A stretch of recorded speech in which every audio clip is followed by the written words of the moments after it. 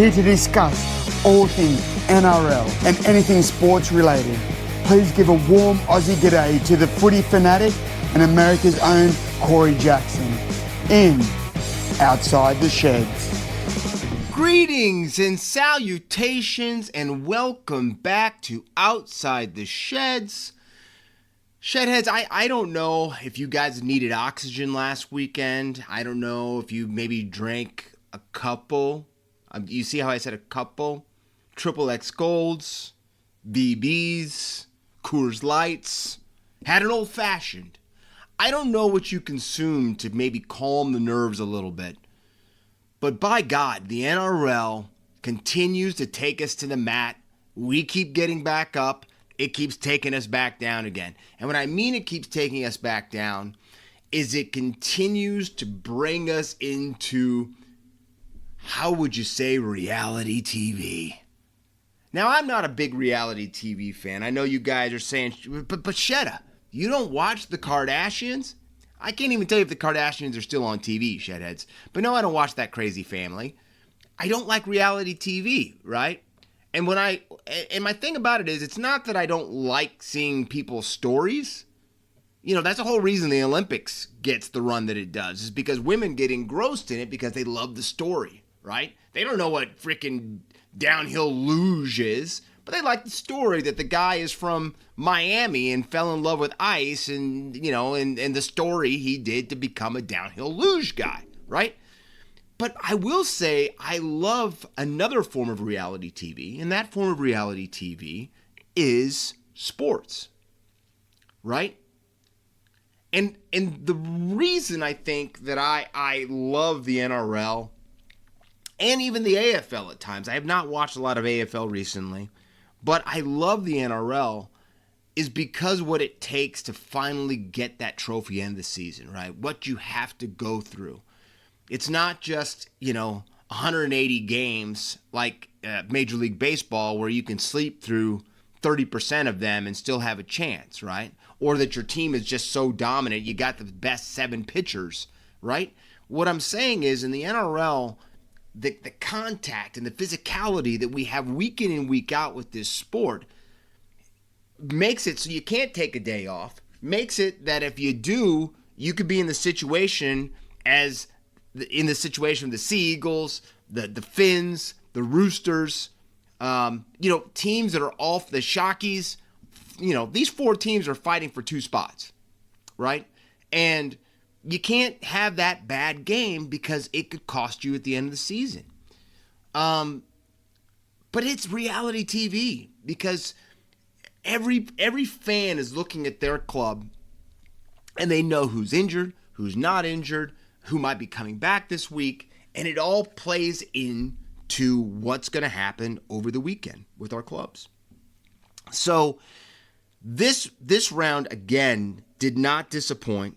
Round 22 came through haymakers, but I'll say this right now, your Shedadamus went 5 for 8. So he's quite proud of himself. That's what matters. Little things. You got to find those nuggets that make you excited about being a winner. All right, enough of that. No more patting myself on the back. Let's go in to round 22, recap this, get going downfield right now. Storm 16, Eels 10. The Eels continue to improve week in and week out under Riles' coaching, but it's Mitchell Moses. This guy is this team plays totally different with Mitchell Moses in the side. I've watched Mitch since he was playing with the Tigers back in the day, and I don't know if I knew that I really liked him because he has a fieriness to him. He has that it quality, but I don't know if I ever thought that he would be such a key catalyst for a team that their entire trajectory would change if he was in or out of the side, right? But he's proving that that's the case because he is the heartbeat of the Eels. But that being said, it still was not enough for the Eels to bring it home because the Storm, in an ugly game, find a way to get on top. Money's back, a big kick to the corner, put down as a try, and they sneak out of Dodge. They get in the win column, and that's what they do. I will say, to me, the highlight of the entire match, and you're going to laugh when I say this, was watching Bellyache lose his mind as Pappenhausen missed the penalty kick And boy, I'm telling you something. I have not seen Bellyache lose it for a kick for a very, very long time. But you saw after that, the old Nick Meaney was back with the boot after that. But big victory for the Storm, especially with a lot of all the other topsy-turvy stuff that happened in the top four. Big victory. Melbourne continues to march on. Dolphins 20, Warriors 18. The crazy thing about this, you could say, this was the match of the round. But there's about 3 of them where we could say, well, that was the match of the round. But again, a game with huge playoff final implications. Everybody knew it going into this game. Everybody knew that it was going to be a match. Both these teams have been trying to battle back. Both of them have had a lot of injuries. But the ending of it, it couldn't have happened any other way, right? The Phins declining a chance to tie the match, say they're going to go for the try to go for the score and the win, and they pull it off. And I felt gutted, the look on Roger Tuivasa-Sheck when the Dolphins got in with that try. It said everything, because the Warriors left it all out there. Like we've watched a couple weeks now, the Rabbitohs up in Gosford with that defensive performance that they had against the Sharkies, and the Waz, no Chanel Harris to Vita, huge players out, and they gave it their best. That's all they can do. That's all they could do, and it wasn't enough. This high flying team continues to win. Christian Wolf has to be up for Coach of the Year. He has to be. I just, I know it's easy to say, well, what about, Ivan Cleary? How he's brought, the Panthers back from the bottom of the ladder to now being 1 point outside the top 4. There's a lot of coaches that have done an incredible job, but what Christian Wolf has done with all those injuries and to continue to get victories when a lot of times teams would have rolled over and tapped out for the season is commendable. And that's why he's my front runner for that position. But, there's key injury from this match, too, that we're going to talk about a little bit later in the 40-20. But Dolphins getting a huge, huge victory and keeping their top 8 aspirations intact. And the Waz start flirting with that 4th position and not falling out of it. Broncos 60, Rabbitohs 14. The Bunnies get closer to giving old Clint Eastwood his first wooden spoon. And it's really, to me, if they get it, it's going to be heartbreaking just for the standpoint that team has fought their heart out all year. But you cannot, Matty Johnson's talking about it on Sunday night. You cannot, in this game of the NRL, get victories when, 40% of your team and your best players have gone down during the season. You just can't do it. You just cannot get the results no matter how hard you try, no matter what type of game plan you put in. And unfortunately for the Rabbitohs, it just hasn't been going that way for them. But the Broncos putting on a scoring performance. And I'll say something. Brisbane is an incredible team at scoring when they're playing a team that is outside the 8 or that is really struggling.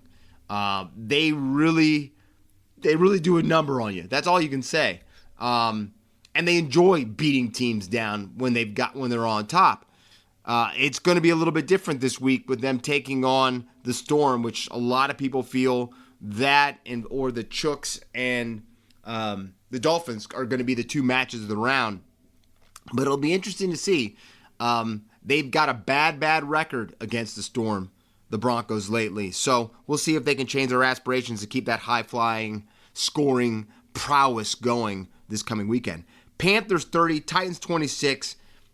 Again, this season you cannot write down in stone what is going to happen. And when the best defensive team in the competition goes up 24-0 at half over a team that's fighting for the wooden spoon, no matter how great they looked last week in the Rumble Islands and Kieran Foran's return match and Desi's 500th, no one saw Jaden Campbell leading an offensive pushing off the bottom of the ocean and breaching like it's Shark Week, the Titans came for them. And they kept coming, and they kept coming, and actually took the lead. And then a moment that we'll be talking about here again in the near future happens, throws Campbell off, and then Cleary does what Cleary does. And somehow the Panthers find a way to get that victory that people will be talking about for a while for a lot of different reasons. Again, we're going to break this down. But that's what happens. Teams that just somehow always know how to win, find a way to win, and teams that just struggle and are I hate to say it, bottom tier teams seem to always find a way to lose. Look what's happened to the Dragons this season, the Titans. Some of these clubs leave it all out there, but when it's said and done, one major mistake or one bad kick or one bad read of the line, and that's all she wrote. That's all she wrote. I'll never forget when I was up at the Gold Coast as a guest for the Frizzell family, and it was Manly against the Titans, and I'm telling you, the Titans gave Manly everything they could handle. But it was one bad play. Tanner Boyd going up to the line and throwing a pass he shouldn't have thrown that was intercepted, and that was all she wrote. And it was gut-wrenching because being up in that box, everybody thought this could be the time. This could be a key victory that could get the Titans on the front foot going forward. But again, that's what happens to some of these teams, and you felt because there was a couple bad situations and calls. Brian Tyler probably that should have been a try. The bunker did not give with the high shot that he gave. Just a lot of moments that when you're Desi, you're looking there going, that could have been the entire game changer for that game if it would have just gone into our favor. But when you're kind of got snake eyes going, it's funny how that never happens. And again, the rest is history. But big victory for the Panthers, who now sit 1 point outside the top four. And I said this. I said they were going to get inside the top four, and I still stay with that. That Penrith will find a way in the top four and are going to keep marching. They're going to keep going up. Dragons 18, Raiders 12. Dragons snapping the Raiders' win streak, getting a game that again was just. It should have just been monsoon season. That's what round 22 should be called for the rain that was going on down under last weekend. But I've got to say something. The guy takes a lot of heat. He takes a lot of heat. But to me, the breakout was the kicking performance of Flanagan. Flanagan, it was impressive. Like, the Raiders were having, Fogarty was having people hold the ball, and he still couldn't make the kick. And Flano, like I said, St. George fan, get off the guy. I know that he's not Nathan Cleary, but that kicking performance was what got them over the top. And I was happy to see that for him because he takes a lot of stick for that club. But the Dragons, again, being that team, I did not pick this upset, and they went in there and they took it to the Raiders. It was the first time I think I've seen a Raiders club that didn't score a try, but also that didn't really adapt. And I say this week in and week out. What makes them the on top of the table is they can play in any type of condition, weather condition, day game, night game, game across the ditch. It doesn't matter.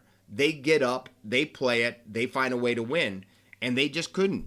St. George, they attacked the line. They rushed out of the line quickly a lot. They unsettled the Baby Greens. And that was all. A big victory. And I'm really happy because, Flano has really struggled this year. He's tried everything in his power to get this team up. And it just, again, like I just said a few minutes ago, the Titans, everything breaks wrong in their direction. A bad call here. So it was good. I think that it was time for those guys to be able to celebrate inside the sheds because they've had a lot of bad bad mistakes and bad results go their way in very, very close games. So big, big victory for the Dragons. Roosters 20, Seagulls 4. The Chookies marching into Fortress Brookvale. I shouldn't say marching. They probably took a boat into Fortress Brookvale because, again, another monsoon bowl. It just, and it's so impressive watching what these guys do from the handling of the ball to the kicking of the ball in these wet conditions. But Hollywood Walker, every week he just keeps getting better and better and more comfortable being back in the position as the chief playmaker for the Chooks. And Anthony Seibold, what can you say? Will this guy hold on to his job if the Seagulls don't find a way to march back and get in the top 8? I did my breakdown. I thought for sure with the remaining schedule that Manly was going to get into that top 8. And results like this, they can't lose matches like that, especially at home at Brookvale. The Fortress. And they did. They found a way to lose. Big news, though. Travojevic will be back in the fullback position this coming week. So they've got to win. They've got to win this weekend. So it'll be interesting to see if that change reignites the offense, gets Manly going back in the right direction. But again, this Roosters club, everybody had put a pen through them earlier in the season. And they're right there. And they're playing good footy. This match this weekend is going to be a fun one between them and the Dolphins. So, big victory again for the Sydney Roosters. Well, here it is. Tigers 28, Bulldogs 14. Tigers notch maybe their biggest victory they've had in a very, very, very long time. That is the most focus I've seen a Tigers team. Maybe there was a game that I still remember when I was kind of thinking this is the Tigers team of the future, when they had Tedesco, Moses, Kevin Nagama. That team, they had something to them. And I thought, Woodsy was there. I can't remember if that was Woodsy with the headband or Woodsy without the headband. I don't know. But I thought this team going forward, looking at them that season when they had all those guys, I would have never thought that we'd still be going on all these years later and the club would still not be in the finals. But huge victory in the Lachlan Galvin Bowl. We're going to a deep dive on this one, but Adam Dewey was electric, and he was the catalyst and the reason that they got over the top and got that victory. But I have a deep dive with this game. Like I told you last week, I probably was. But big victory for the Tigers. And finally, Sharks 32, Cowboys 12. The Sharkies making it 4 in a row behind Ronaldo's double. Ronaldo was chirping pretty well, too, in that game. He takes it to another level getting under the skin. But big victory. But I got to say, for as impressive as the Sharkies were in getting that victory, it's really disappointing. And to me, it bums me out a little bit because I am a fan of Todd Payton. You remember 3 years ago, this guy was the coach of the year. And the team really thought they were trending in the right direction. And then the next year, they just kind of fell off, and they've kind of struggled since then. I think they've won 3 of their last 11 games. I think that's the number I saw. But the defensive performance on a team that had to win, for them to come out of the gates and look like that, like I said, I'm happy I'm not Todd Payton because after a while you start wondering if your team just doesn't want to play for you. And if that's the case, you don't want to be there. And I don't know if that's the case, but you kind of have to guess that it is because sometimes you look at it, the only guy out there who's bleeding for his coach is Tommy Dearden. And, yeah, so we'll have to see. I'm not expecting much for the rest of the season for the Cows because, now with you putting a line through their name now after that loss. But the just non-spirit that they showed out there, not wanting to get into the grind, not wanting to get in the tackle, just really disappointing. And a coach like Todd Payton and to have the stars that he has on that team, for him to be getting the results out of them that he is, it's pretty disappointing and pretty sad for the North Queensland fans. Now, Shedheads, I told you again, week 22, again, it just didn't disappoint. And I can't tell you the last week that we've had a disappointing weekend, but from the upsets to the nail biters, the march to the finals, it just continues to bring it every weekend. Like, we're already looking at 3 matches that are going to be non-miss telly this weekend, right? And last weekend had unlimited talking points. I'm saying I just gave you the breakdown of the scores a couple seconds ago, but come on. The Rumble and Combank, that's where we got to go. And like I said, last week, the match that will not disappoint, the match that's going to be on the front papers on Monday was going to be the Lachlan Galvin Bowl, Tigers versus the Bulldogs. But we just didn't know which way it was going to go, I guess. But don't forget, the Shedadamus picked the Tigers. He did. And my God, it didn't disappoint. And that's what we want, right? No matter if you had a dog in the fight or not, you just want a game that makes you go, wow. And we got that. I said this earlier a few minutes ago. I cannot remember the last time the Tigers played a match that felt that important for a lot of different reasons. And like I said, it may be back to that time that I was talking about with the boys when I thought that they were just, the Tigers were a team on the up.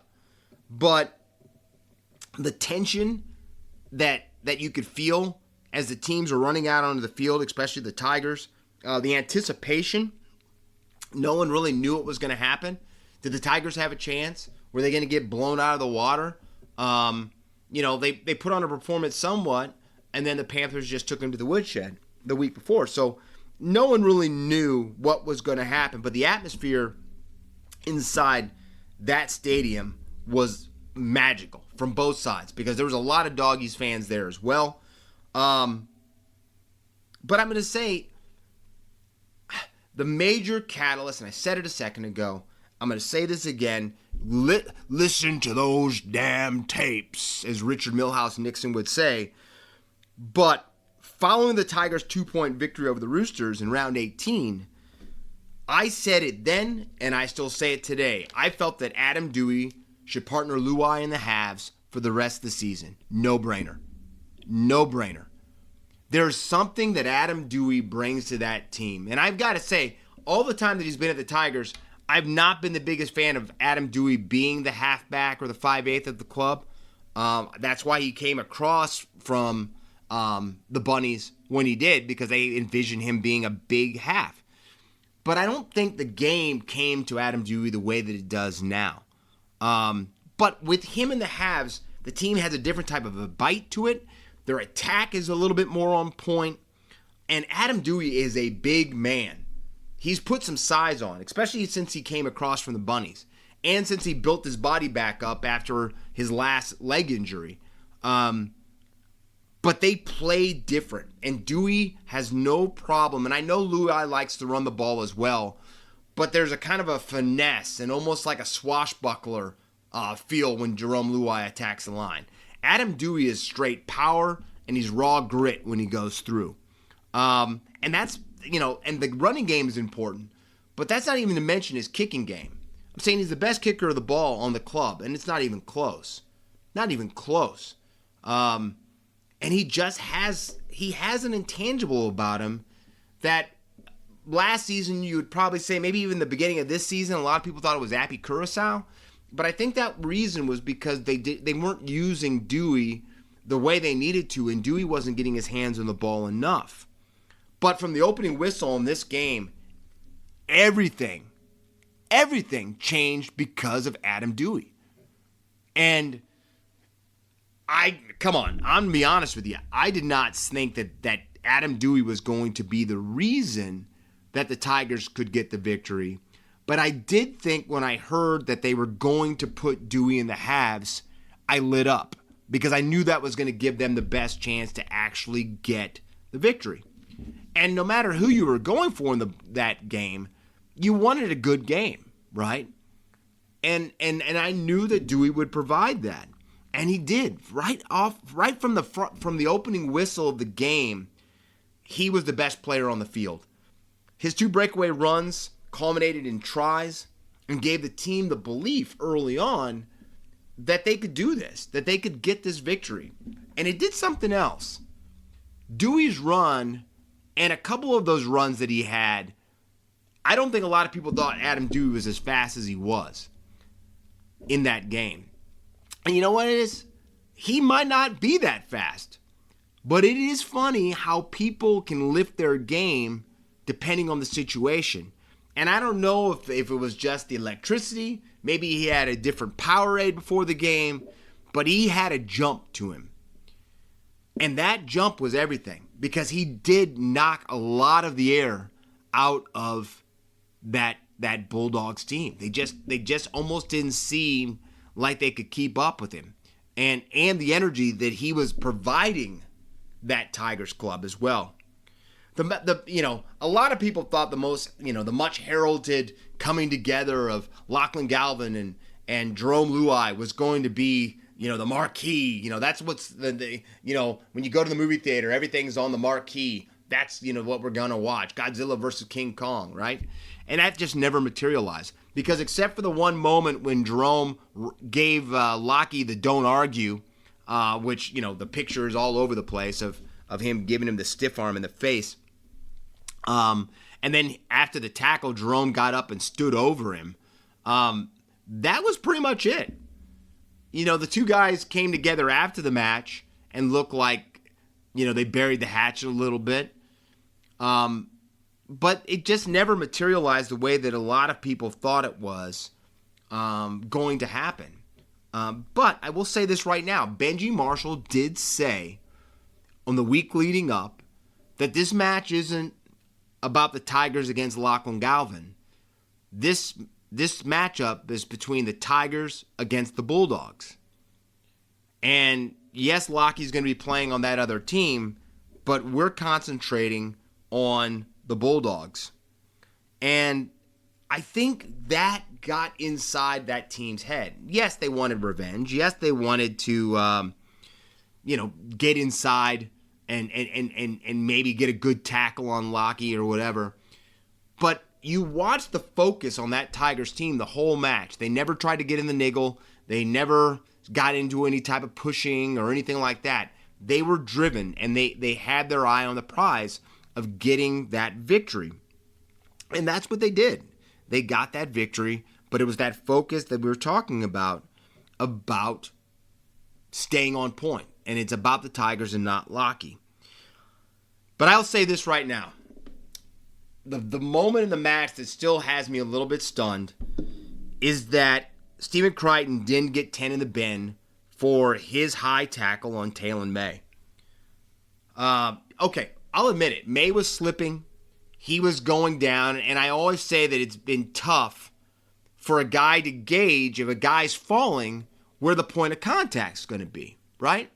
Because you're bracing for impact. And once you get that guy in your sights and you lower the shoulder to drive in, yes, the head is up to a certain point, but you're not gauging if the guy's going to be 4 inches lower if he slips, because you can't do that. But here's the problem for the NRL. Here's a problem for the officials. There's been plenty of times that guys have slipped in tackles before and have been called for a high contact and been given the bin, let alone get thrown out of the game, right? And the doctor instantly rated it a Category 1 HIA from that blow and the way that May went down, right? So he's already now out for this coming week or the next game because of that HIA, right? So if the guy has already been dogged as or docked as a Category 1, from the look of that hit, the way that he laid there, the violence that happened, how do you not give this guy 10 minutes in the bin? It's against everything the NRL has been preaching. I'm saying for the last few years, that is at least a 10-minute sin bin. It just is. And that they didn't come down like that. Again, some people will say this. I try not to. Some teams get the calls, some teams don't get the calls. But I'm gonna leave you. I want you to think about this. If that was Big Nelson from the Melbourne Storm or Felice Kafusi from the Dolphins who made that same hit, you're gonna try to tell me they wouldn't give him 10 in the bin? No. They probably would have ejected them. They probably would have got shown the door for the game. And that to me is what's wrong about it. And I'm gonna say something right now. I do not for a second think that Stephen Crichton's a dirty player. I don't. Matter of fact, he's one of my favorite players to watch play the game. He's got so much skill about him. But he does hit to hurt, and he does make solid tackles. But that doesn't take the fact away that if you do the crime, the punishment it gets handed down. And like I said, the bunker and the officials for that game got that one totally wrong, and it stinks because that could have been a huge call. And like I said, now the Tigers have lost Taylon May because of the HIA. And finally, I know you want to hear the Shedda's breakdown and his feeling about the Bulldogs complaining about the Tigers' celebration towards the fan base. Yes, the big talking point after the game is that the Bulldogs sent in what am I trying to say? They sent in a complaint, there we go, towards the NRL about hand gestures that the West Tigers team did towards the largely Lebanese fan base in a certain part of the stadium, and the Tigers gave a hand gesture that allegedly is frowned upon, right? That maybe is kind of like the middle finger. Some people say that it's not. The problem for me is if half of a group of people think something's offensive and half don't think it's offensive and think it's nothing, then which one is it? Which one is it? So my also problem with this is because some of the most venomous fans in the NRL are the Canterbury Bulldogs fans. It is what they are. They are a brutal fan base. They're going to let you know they're behind their team. They got no problem saying things to opposing fans, yes, and opposing players. They are venomous. That's all you can say. They give the spray. They give the spray.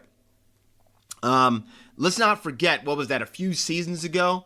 The Easter Monday game when the officials got rushed off the field and the Canterbury fans were throwing everything but kitchen sinks and kitchen stoves at the officials as they ran off the field, which is still to this day one of the craziest scenes that I can remember for people leaving the field. But yeah, they were lucky that the fan base couldn't get to those officials. So again, a history of some pretty on the edge fans. So when the Tigers scored that try, and they gave it to that fan base, to that crowd, I had no problem with it. I didn't. Was it a great look? No. But I'm going to say something. I've gone to a lot of sporting events, and I know, Shedheads, a lot of you have gone to sporting events, and I've been a fan. I've booed players. I've booed opposing teams. I've told players to sit down if they were really yelling at an official or getting in the face of somebody. A lot of times with baseball, if you're complaining about a call or something like that, everyone tells them to sit down, whatever. But I'll tell you one thing I've never done. I've never got personal. I've never cussed at a player that was on the field. I never said derogatory statements towards a player. I never talked about religion or race or anything. I've never got personal. There's some bad, I saw a bad officiating call at the College World Series this year when I was up there. And it was horrible. Probably cost a team a chance at a championship. That's how bad of a call it was of ejecting an umpire. Ejecting a manager for one of the other teams or coaches, however you want to say it. But I never got personal. I said it was a horrible call, and I screamed that's a horrible call. But you can't do that in my book. That is just something that's off limits. And I just don't think it's right. But if you need to find the players for them doing that to a rabid fan base, you then find them, right? I have no problem with that. Find them if you think you need to do that. I think it is still kind of funny that some people don't think it's even a big deal, but find them. But don't let those 2 to 3 minutes that were pretty much the freaking nail in the coffin for the game overshadow a gigantic Tigers win. You just can't do that. Not in my eyes, you can't. And that was some of the talking point that I started to see on Monday, that's what these guys were doing. They were starting to complain and get into it, and you can't do it. I'm not down with it, and I think it's wrong. So, big victory for the Tigers. Congratulations. Like I said, one of the biggest victories for the West Tigers, gosh, maybe since the Brisbane Broncos game up at Suncorp Stadium when Benji played. And then Madge McGuire benched him, but that's something else. So, big victory. Congratulations, West Tigers fans. You guys deserved a little bit of sunshine. Now, going into the 40-20, I am going to talk a little bit about something that happened last weekend. But, after the Iceman slotted that epic 2-point field goal and propelled the Panthers to the golden point, after a moment, golden point is one of my favorite things to watch, because it's just that edge of the seat. And then he plays a part in setting up the Blaise Talongi try. You would think the talking point would be Nathan Cleary, right? Maybe Blaise Talongi, that he had 2 tries on the day, and how this guy is really started to lift his game and starting to be a Panther through and through. But the talking point of the final whistle, unfortunately, the spotlight fell on Panthers trainer Corey Booking. That's right. You heard it. You heard me say that a trainer from a team was the talking point after the game. Now, you've all seen it, Shedheads. Booking running in front of Jaden Campbell as he gets ready to kick his conversion. A conversion that would have put the Titans up by 4 points instead of 2 points. And if that happens, that takes away the Nathan Cleary 2-point bomb that he kicked to send it to golden point, right? That makes the Panthers now have to score a try, go the length of the field, probably not the length of the field because they're going to, try to kick a short ball. But it does change everything, and it changes the entire way that the Panthers were going to attack going down the field. Now, I don't know how you can say that Corey Booking didn't understand. Yes, I know his name is Corey. I know. Leave me alone. But that Corey Booking did not know what he was going to do. Or that he didn't, I was just running. But it totally threw Jaden Campbell off. And he missed the kick. And, that, again, I just said that not too long ago. All these teams somehow find a way to have those moments when everybody goes, gosh, I hate to be a Titan right now, because that unluck is something that just falls in their lap time and time again. But then you have the after moments. Penrith and Booking both vehemently apologizing. Did you see that? I even rocked in the chairs. I did that. Oh, they apologize. Oh, the horror of it all. I can't, by no means would Corey do that intentionally, and Booking saying, it was just, oh my gosh, it was not, it wasn't intentional, oh my gosh. Well, here's the funny thing. Oh, honest mistake. Yeah, there's another one I didn't use, right? Honest mistake. It was an honest mistake. But those words fell on some deaf ears, because the NRL wasn't buying it, and wasn't buying it for a second, because they brought out the hammer and they dropped it. And they dropped it pretty hard. Booking received a 5-game ban. And, it's kind of hard to say that you feel sorry for the guy as he's sculling beers in the sheds after his honest-to-gosh mistake that I would have never made anyway. So that was a bad look, Corey. I wouldn't be, hitting the beers after you just did something egregious like that. And then Penrith received a $50,000 fine, which, come on, let's think about that for a second. I know a lot of people have said this, but any of these clubs was paid $50,000 to guarantee they're going to get inside the top 8 at the end of the season. Let alone not just the top 8, but that victory probably keeps Penrith on track, with them only being 1 point out, like I said earlier, for being in the top 4. And we know how important it is for clubs to finish in the top 4 to win the whole darn thing. So 50 grand, all right, fine. They got the victory. The problem for the Panthers is this isn't just a one-off occurrence. Andrew Abdel had no problem telling them that too, because since 2021, this is the 6th different instance that a Panthers trainer has done something sketchy, a little shady, a little bit. When you watch it, you go, that doesn't seem like that just all of a sudden came to him to say, I'm going to squirt the ball down with water and hopefully nobody sees it. That type of stuff. No, those are just some subtle things that certain teams will do to continue to let the scoreboard and factors fall in place for them. Let's be honest. I love a sports talk show host here in America. His name is Jim Rome.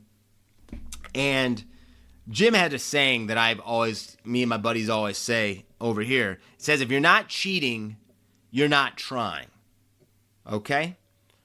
And unfortunately, it seems that some of these clubs that stay on top will always take it right to the brink and then not over it, because they can instantly then say, that was nothing intentional. That was nothing intentional. But, well, I'm just going to say, the NRL doesn't feel that way. So, such an incredible game, and one of the best games of the entire weekend. And for that to happen, and for that trainer to do that, I think by every means that both the club and Corey got what they deserve. So let's hope that that's the last time we have to talk about a trainer on Outside the Sheds. Let's leave it at that. Now, making the finals, Shedheads, I say this time and time again, is a war of attrition. Sometimes a team that lifts that trophy is the team that has the less bandages on its players that are on the field. I know that, we can look at some occurrences over some of the finals that just happened, from the Cleary shoulder, Luai playing injured for the last few finals. But usually it is the team that has the least amount of injuries is the team that, because of that war of attrition, make it to the finish line and have more to get over the top. But the problem for this is 2 teams that are fighting for the top 4 and the top 8 have some major hurdles now to jump over, because they just lost 2 premier players that are key members and also key components of the cog of the machine to get these clubs home. And the first one is unfortunately for the boys from the Rumble Islands, because it's come out, it's not just an HIA for Wade Egan, what is he, James Bond? James Bond. No, Wade Egan. Let's not get him in that stratosphere yet.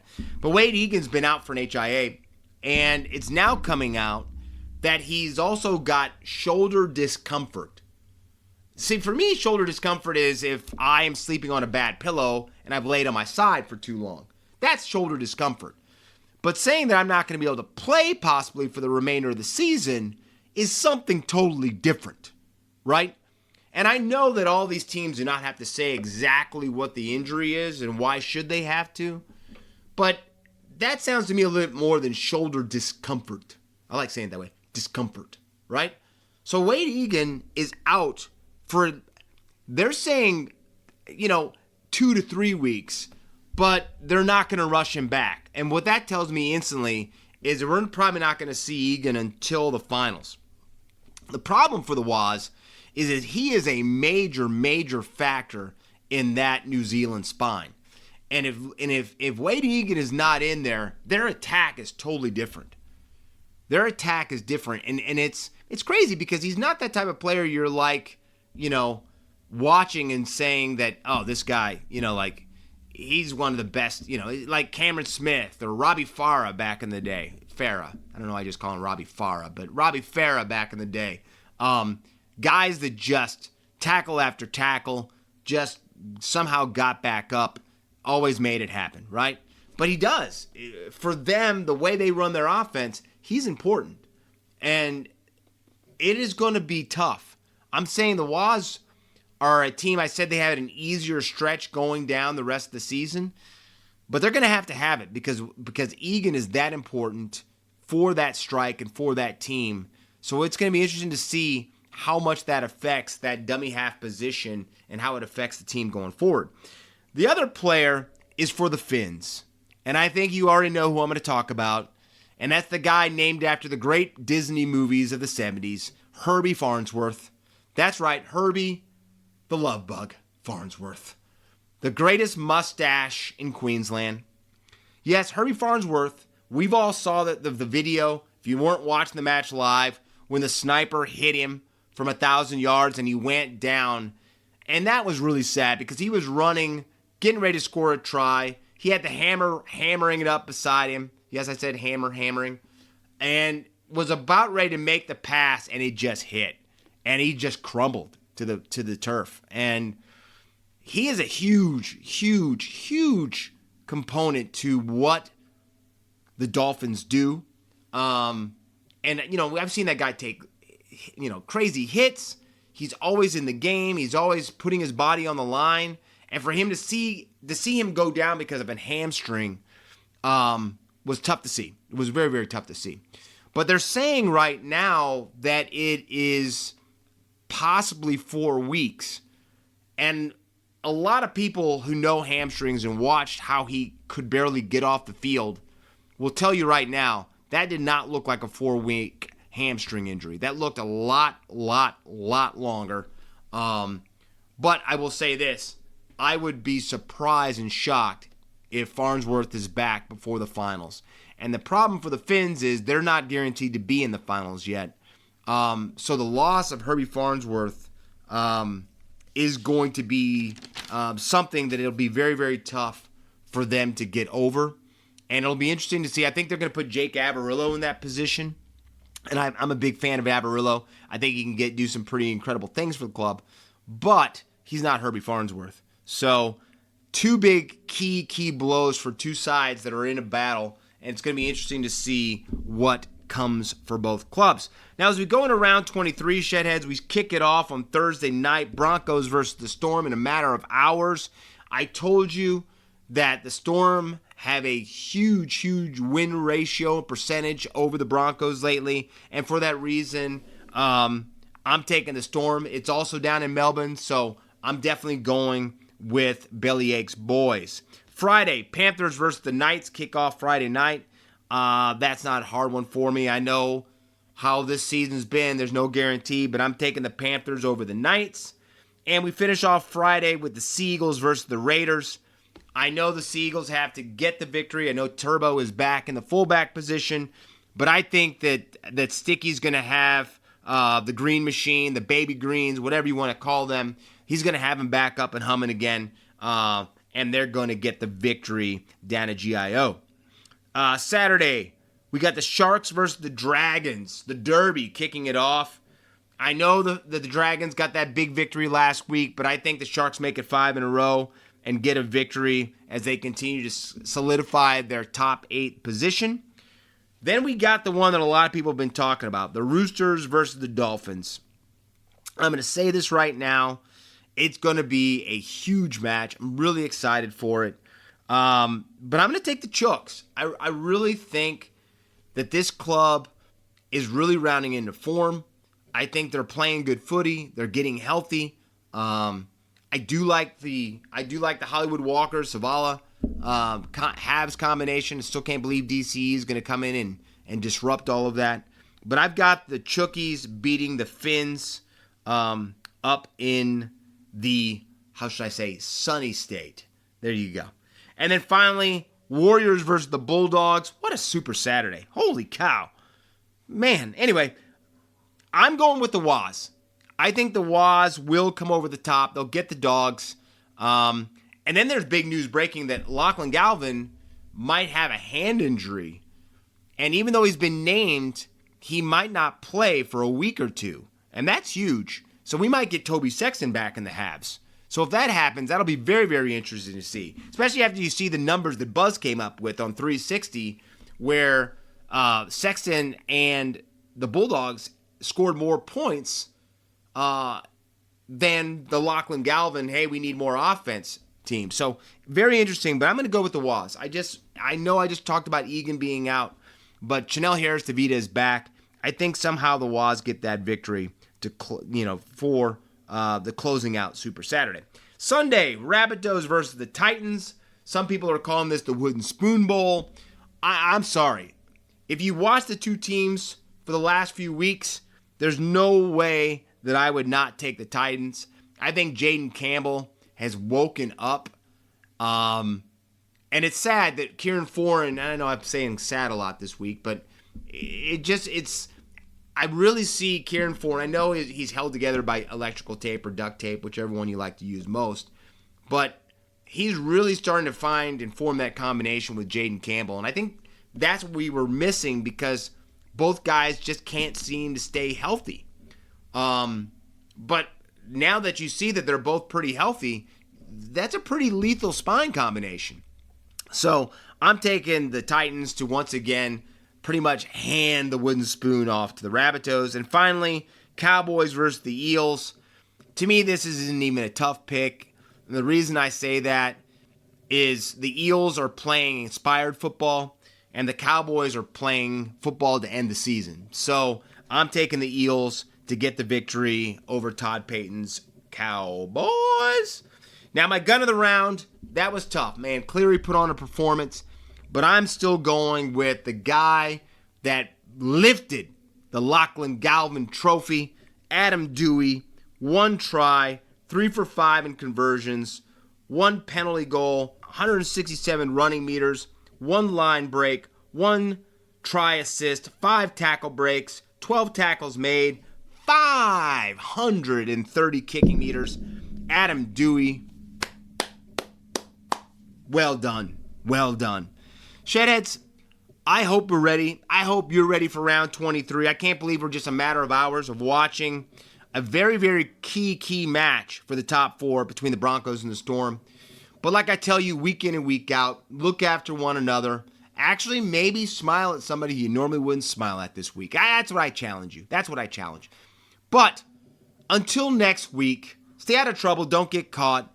This has been Outside the Sheds. I am your Shedadamus. See ya! And that was another fantastic episode of Outside the Sheds with Corey Jackson, talking all things NRL and all things sports. So please remember to smash the subscribe button and share this with your family and friends and show them what Australian sport is all about.